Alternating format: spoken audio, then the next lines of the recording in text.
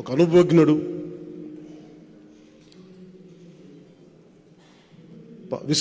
విశిష్టమైన అనుభవంతో పార్లమెంటేరియన్గా ఉంటూ ఆయన ఈ రోజున జనసేన పార్టీలో జాయిన్ అవ్వడం నిజంగా బాలశౌరి గారు మనస్ఫూర్తిగా నా కృతజ్ఞతలు తెలియజేసుకుంటా ఉన్నాను.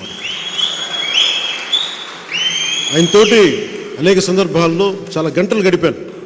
చాలా గంటలు గడుపుతున్నప్పుడు ఆయన ఒక పోలవరం ప్రాజెక్టు మీద కానీ, ఆంధ్రప్రదేశ్కి రావాల్సిన నిధులు కానీ, ప్రాజెక్ట్స్ కానీ, ఆయన విజన్ చాలా అద్భుతంగా అనిపించింది నాకు.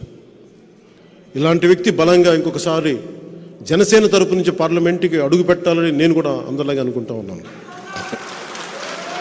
వారికి మనందరం సంపూర్ణమైన మద్దతు ఇచ్చేలాగా అందరం ముందడుగేస్తాం.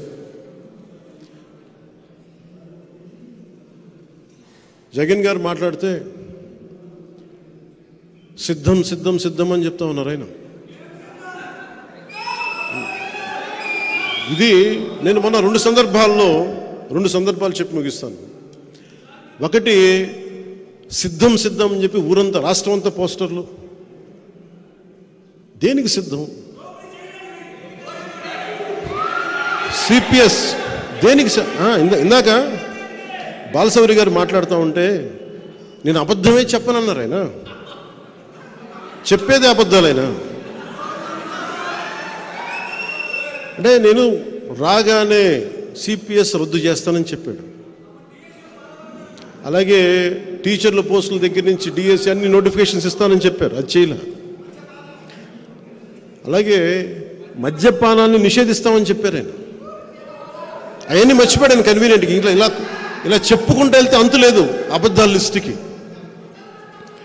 జగన్ గారు మీరు బాధపడకండి, మేము వస్తున్నాం, ఎన్నికల రంగంలోకి అడుగు పెడుతున్నాం. మేము మౌనంగా ఉన్నామని చెప్పి ఏం ఆలోచించట్లేదు అనుకోకండి. వస్తాం, ఎన్నికల రంగంలోకి వస్తున్నాం. ప్రతిరోజు సభ పెడతాం, మిమ్మల్ని ఎండగడతాం. మాటకి మాట కాదు, పాకిస్తాం మాటలతోటి.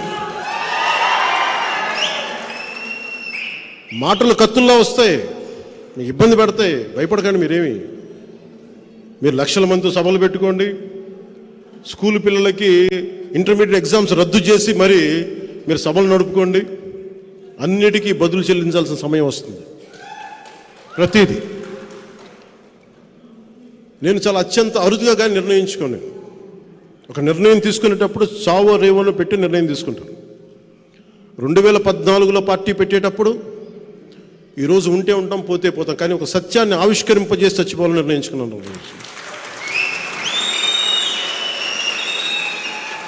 అలాగే పార్టీ పెట్టాను, అలాగే పార్టీని నడుపుతున్నాను.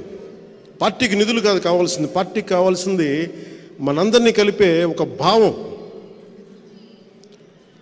మనందరం పూసలం, మనందరం ఆ భావంతో కట్టబడ్డ పూసలం మనందరం. భావం పోయినప్పుడు పూసలు ఎగిరిపోతాయి. ఎంత బలమైన దండ అవ్వాలంటే జనసేన అది తెంపలేనిది అవ్వాలి. సో భావమే మన కట్టుబడి. అందుకనే మనకి 7 సూత్రాల దారంతో మనందరం కట్టుబడి ఉన్నాం ఈ రోజున. అదే 7 సూత్రాల ఈ దండకి ఇంకొక మణిహారమైన బాలశౌరి గారు వచ్చారు. ఇంకో మాణిక్యం. మేమందరం కలిసి ఈ రాష్ట్ర ప్రయోజనాల కోసం పనిచేస్తాం, రాష్ట్ర భవిష్యత్తు కోసం పనిచేస్తాం. నేను ఎప్పుడు కూడా వచ్చే ఎన్నికల గురించి ఎప్పుడు వచ్చే తరాల కోసం ఆలోచిస్తాను.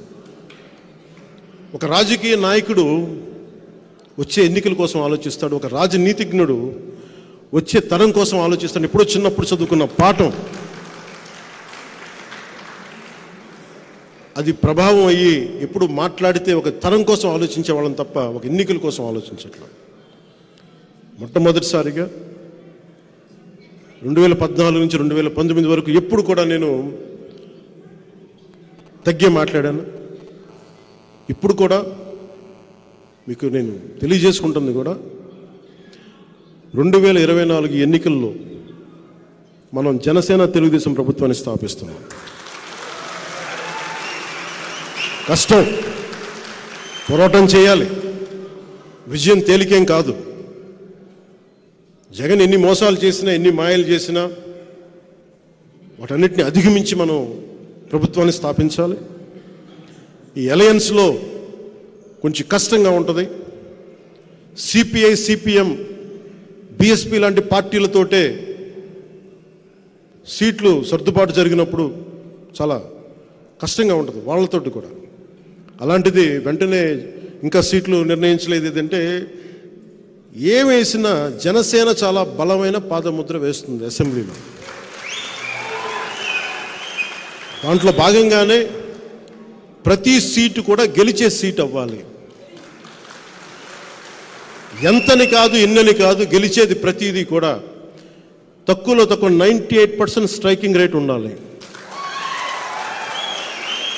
దాంట్లో దిశగా కసరత్తు చేస్తూ ఉన్నాం.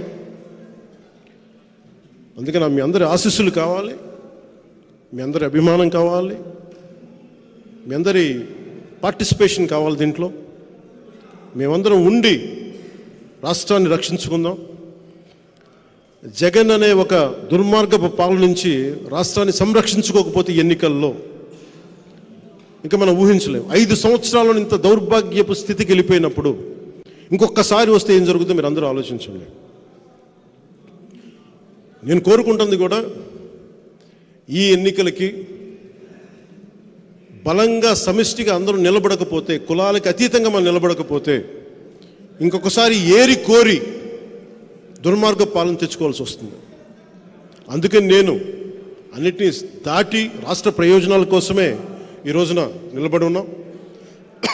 ఆ దిశగానే ఎలాంటి నాయకులు వచ్చినా కానీ అందరిని ఒకటే కోరుకుంటాం, ఈ ఎన్నికలకి మద్దతుగా నిలబడండి, కలిసి ప్రయాణం చేద్దాం, భవిష్యత్తులో అందరం కలిసి రాష్ట్రాన్ని నిర్మించుకుందాం. దీంట్లో భాగంగా